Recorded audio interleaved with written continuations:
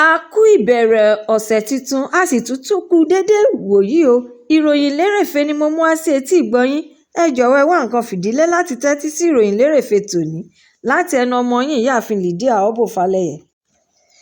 Ìròyìn eléyìí ló gbé jáde síta wípé adelé ti Media Information Operation Captain Mohammed Goni sọ nínú ìpàdé àwọn akọ̀ròyìn ní ọjọ́ ìsinmi wípé olórí ẹgbẹ́ adàlúrú agbébọn ti ASWAP 4 pẹ̀lú àwọn adàlúrú orílẹ̀-èdè mìíràn 3 ni wọ́n ṣe ìkọlù náà ní ìjọba ìbílẹ̀ Kukawa ní agbègbè ìpínlẹ̀ Borno.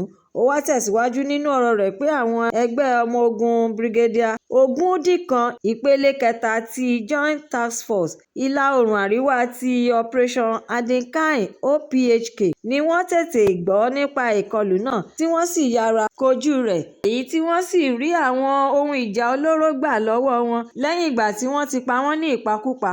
Ẹ̀kúnrẹ́rẹ́ ìròyìn eléyìí náà wà nínú ìwé ìròyìn Daily Trust.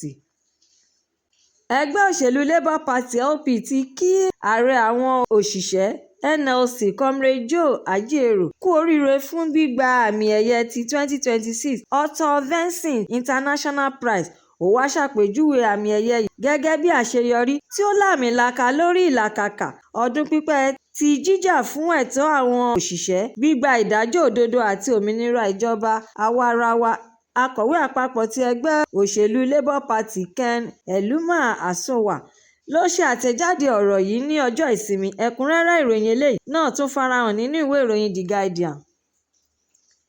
Igbákejì ààrẹ àná tẹ́lẹ̀ rí Atiku Abubakar ti ṣàpèjúwe ṣíṣe àfikún owó ilé-ìwé aṣọ iléèwé ìjọba Federal Unity College tí ó jẹ́ náírà 50,000 àti owó ìdánwò àwọn oníwèé mẹ́wàá WAEC àti NECO láti ọdún 2027 lọ jẹ́ ìwà tó burú jọjọ tí ó sì tún jẹ́ kí ètò ọrọ̀ ajé fò sókè sí, èyí tí kò wà ní ìbámu pẹ̀lú ìwé òfin tí ó sọ nípa ojúṣe ìjọba láti mú kí gbogbo ọmọ ilẹ̀ Nàìjíríà lẹ́tọ̀ọ́ sí ètò ẹ̀kọ́. Ẹ̀kúnrẹ́rẹ́ ìròyìn eléyìí náà tún wà nínú ìwé ìròyìn Nigeria Tribune Online. Ìdùnnú, ayọ̀, ọkàn pé àti ẹ̀rín ló gba ẹnu àti ayé ọkọ olùkọ́ àgbà ọ̀jọ̀gbọ́n Alamu, ìyáàfin Rachel Alamu, ìdílé rẹ̀ àti gbogbo ọmọ ìjọ wọn ní ìlú Ògbómọ̀ṣọ́ ìpínlẹ̀ Ọ̀yọ́ nínú ètò ìdúpẹ́ tí wọ́n ṣe fún ìyáàfin Alamu lórí bíbọ́ lọ́wọ́ àwọn ajínigbé agbébọn láyọ̀ àti àlàáfíà. Ìròyìn náà ló ń rán gbogbo ènìyàn létí pé ìyáàfin Alamu jẹ́ olùkọ́ àgbà ti iléèwé Àhórò Ẹ̀hìnlé ti ìjọba ìbílẹ̀ Oríire tí wọ́n jí gbé pẹ̀lú akẹ́kọ̀ọ́ àti olùkọ́ ní ọjọ́ 15 oṣù karùn-ún May 15 ọdún 2026. Ẹ̀kúnrẹ́rẹ́ ìròyìn eléyìí náà wà nínú ìwé ìròyìn The Sun.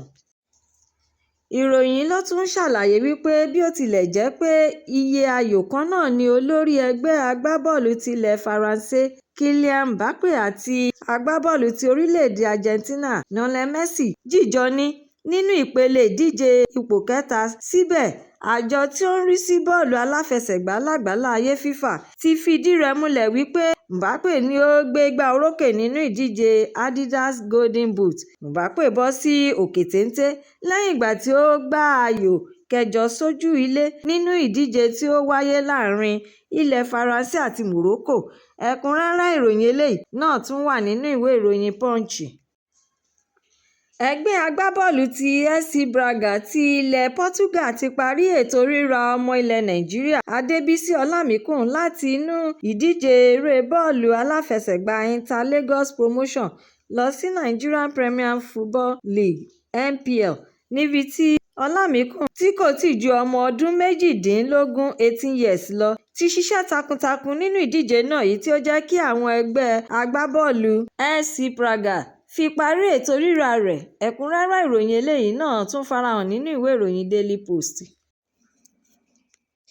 Olùdásílẹ̀ ìjọ Living Faith tí gbogbo ayé sì tún mọ̀ sí Winner, Bishop David Oyedepo ti rọ̀ gbogbo àwọn ọmọ ìjọ rẹ̀ pátápátá láti lọ gba ìwé ìdìbò wọn kí ó tó di ìgbà tí ètò ìdìbò gbogbogbò yóò wáyé ní ọdún 2027. Ó gba àwọn ọmọ ìjọ rẹ̀ ní ìmọ̀ràn yìí nínú ìwàásù rẹ̀ ní ọjọ́ ìsinmi ní olú ilé ìjọ rẹ̀ tí ó wà ní Kenana Dọ̀tà, ìpínlẹ̀ Ògùn. Ó wá tẹ̀síwájú nínú ọ̀rọ̀ rẹ̀ pé ìwé ìdìbò wọn yóò jẹ́ ohun èlò agbára láti jẹ́ kí ọmọ ilẹ̀ Nàìjíríà kọ̀ọ̀kan yan ẹni tí yóò jẹ́ olórí adarí fún wọn, àti pé kò sí ẹnikẹ́ni tí ó gbọdọ̀ yọ ara rẹ̀ sílẹ̀ nínú ètò ìdìbò gbogbogbò tí ó ń bọ̀ lọ́nà. Ó wá tẹ̀síwájú nínú ọ̀rọ̀ rẹ̀ pé ìwé ìdìbò wọn jẹ́ ohun èlò agbára láti jẹ́ kí ọmọ ilẹ̀ Nàìjíríà kọ̀ọ̀kan yan ẹni tí yóò jẹ́ olórí adarí fún wọn, àti pé kò sí ẹnikẹ́ni tí ó gbọdọ̀ yọ ara rẹ̀ sílẹ̀ nínú ètò ìdìbò gbogbogbò tí ó ń bọ̀ lọ́nà. Ẹ̀kúnrẹ́rẹ́ ìròyìn eléyìí náà wà nínú ìwé ìròyìn This Day.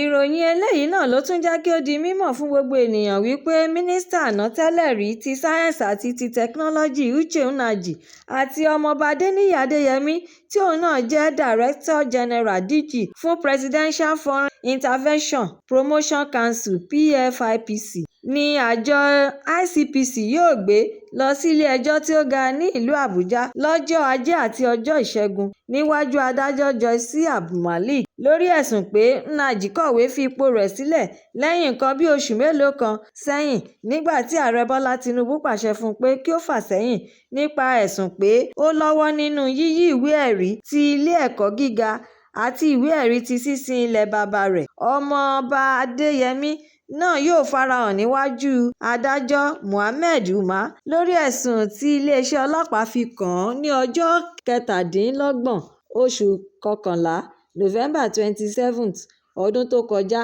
Ẹ̀kúnrẹ́rẹ́ ìròyìn eléyìí náà tún wà nínú ìwé ìròyìn The Nation. Olùdámọ̀ràn pàtàkì sí Ààrẹ Bọ́lá Tinubu lórí ọ̀rọ̀ ìròyìn àti ọgbọ́n inú, Báyọ̀ Ọ̀nànúgà, ti gbé e sórí ẹ̀rọ alátagbà X rẹ̀ wípé àwọn akẹ́kọ̀ọ́ àti olùkọ́ tí àwọn ajínigbé agbébọn jí gbé ní nǹkan bí oṣù méjì sẹ́yìn ní iléèwé Àhóró Ẹ̀sìnlé àti Yàwótà ti gba òmìnira wọn báyìí kúrò nínú akóló bùbá àti àhámọ́ àwọn ajínigbé. Ẹ̀kúnrẹ́rẹ́ ìròyìn eléyìí náà tún wà nínú ìwé ìròyìn Nigeria Tribune Online bákan náà. Ẹgbẹ́ àwọn Kìrìsìtẹ́nì ti orílẹ̀-èdè Nàìjíríà CAN ti gbóríyìn fún àṣeyọrí gbígba òmìnira tí àwọn akẹ́kọ̀ọ́, olùkọ́ àti àwọn ènìyàn mìíràn tí àwọn ajínigbé jí gbé sálọ ní ìjọba ìbílẹ̀ Oríire, ìpínlẹ̀ Ọ̀yọ́, èyí tí wọ́n ti gba ìtúsílẹ̀ kúrò nínú bùbá àwọn ajínigbé agbébọn. Wọ́n tún wá rọ ìjọba àpapọ̀ láti tún tẹ̀síwájú nínú ìlàkàkà iṣẹ́ wọn láti rí pé àwọn ènìyàn tó kù tí wọ́n sì wà nínú akóló àwọn ajínigbé náà gba òmìnira jákèjádò ilẹ̀ Nàìjíríà. Ẹgbẹ́ CAN wá ṣe àfikún ọ̀rọ̀ wọn nípa bíbá àwọn ènìyàn yìí pẹ̀lú ìdílé, ẹbí, ará wọn yọ̀. Ẹ̀kúnrẹ́rẹ́ ìròyìn eléyìí náà wà nínú ìwé ìròyìn Leadership. Ìròyìn lérèfé tòní kò ní jù báyìí lọ. Ẹ ṣé tí ẹ̀ ń tẹ́tí gbọ́ mi ní gbogbo ìgbà. A tún máa pàdé lọ́jọ́ mìíràn láṣẹ Èdùmàrè fún àkọ́tún ìròyìn lérèfé.